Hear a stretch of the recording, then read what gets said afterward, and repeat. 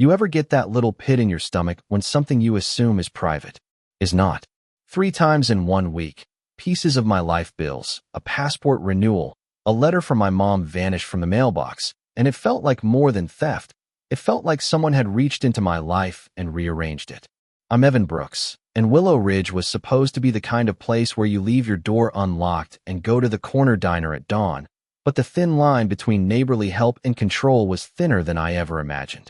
The first missing envelope was small enough to ignore until it wasn't. I blamed the post office, squirrels myself. Then the passport paperwork disappeared, and it stopped being a small inconvenience. There's a particular kind of fear that lives in ordinary things. A pause before you slide the key, the way you check the mailbox twice. Mail is intimate. Someone rifling through it learns the shape of your life. A letter from my mother, handwritten, smudged with a coffee stain, had always felt like a private little lighthouse in a busy life. When that went missing, it felt like the lights in my neighborhood dimmed. Marlene Hargrove, our HOA president, was not who I imagined doing this. She kept meetings tidy, used the phrase community standards like someone reciting scripture, and had a way of deciding things with the quiet authority of someone who'd practiced being firm. Still, when we reviewed security footage, the frame at 3:14 p.m. showed a profile, a coat, a posture that matched hers. Watching it felt like seeing a trusted neighbor step into a role that didn't belong to her, someone who decides who hears the news. Confrontation seemed obvious and also complicated. Mail tampering is serious, and I wanted the right thing done, but calling the authorities felt like a headline that would swallow our whole street. We argued in the group text, call the cops, stage a meeting, gather proof. In the end, I set up cameras not to spy, but to create a record. For a few quiet days, nothing happened, and every quiet day made me hope I'd been wrong. Then, one evening, the mailbox swung and Marlene's silhouette filled the frame. I remember walking up to her porch more clearly than the words I used. My neighbor Sarah came with me, more for solidarity than muscle, and I held my phone like someone holding a piece of evidence in a small case. Marlene, I have footage, I said. She blinked, tried a neat denial, the kind of reflex practiced by people who run committees, until the clip played. The image filled her composure with something else, a defensiveness that tasted like calculation. I was just collecting notices to help people, she said, voice smooth in a way that tried to rewrite the moment. People miss things. I thought I was saving them trouble. The explanation had a logic if you squinted, because who doesn't want help? But help given selectively is power dressed as charity, and that's how control grows, one favor at a time, until you can decide who knows and who doesn't.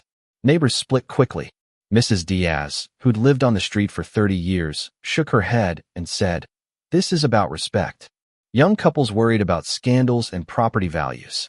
Carl, a man who'd once run for board president and lost by 2 votes, wanted the law involved immediately.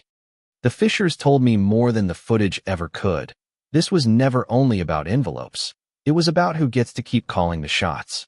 We tried the polite routes: first a town meeting, requests for records, emails asking how notices were handled. Those moves felt like trying to steady a table with one missing leg. Every polite step was met with small justifications, a delay here, a promise there. That's when impatience breeds invention. Not violence that's off the table, but a way to make the problem undeniable to the people who kept choosing inaction. So we planned a reveal that would be public and non-injurious, loud enough to be unmistakable, simple enough that nobody could call it a fluke. We did not want anyone hurt. We wanted the neighborhood to see what happens when one person quietly decides what others should know. The morning it happened felt ordinary, which made it feel even stranger. I watched the live feed with half the cul-de-sac on silent standby, breaths tight enough to hear. When Marlene reached in, the device went off. Her reaction was immediate. A hand to her chest, a startled gasp, eyes wide with the shock of being unexpectedly exposed. Phones came out. People filmed. Someone shouted, "There she is," and our quiet street turned into a chorus of whispers and camera clicks. Seeing a person used to control flinch in public clarified the cost of small abuses, trust, reputation, and the invisible choices about who gets helped. The aftermath was messy in the best possible way. The HOA convened an emergency meeting. People read statements, practical ones, furious ones, tearful ones. Marlene offered something that looked like an apology, and you could see the calculus as she tried to decide which bridges to mend. Some neighbors pushed for legal action. Others wanted structural fixes, multiple signatures on notices, transparent logs, and a council for handling community outreach. For a neighborhood built on mundane routines, the conversation had shifted from rumor to record. When more people know how things are run, it's harder for one person to make unilateral decisions. A clip made its way to a local community page, and the comments exploded. Half the people defended our actions as necessary. The other half called them a breach of decency. I read them all. One commenter wrote, "Accountability isn't revenge." And that line stuck with me because it felt like the cleanest summary of what we believed. Not to punish for pleasure, but to force a system to reveal itself so it could be fixed. Night after the meeting, I walked past Marlene's house. The porch light was on, and she stood there holding a mug like it was a talisman. I didn't expect an olive branch, and she didn't offer one. "You were right to be upset," she said, voice softer than in the meeting. "But don't make me the villain of the whole story." It wasn't exactly denial, it was a plea for nuance, for the recognition that people aren't only headlines. I kept thinking about small things, the coffee-stained letter from my mom, the way Sarah slammed her fist into her palm when she saw the footage, Carl pacing on his porch muttering about principle. Those small human reactions mattered.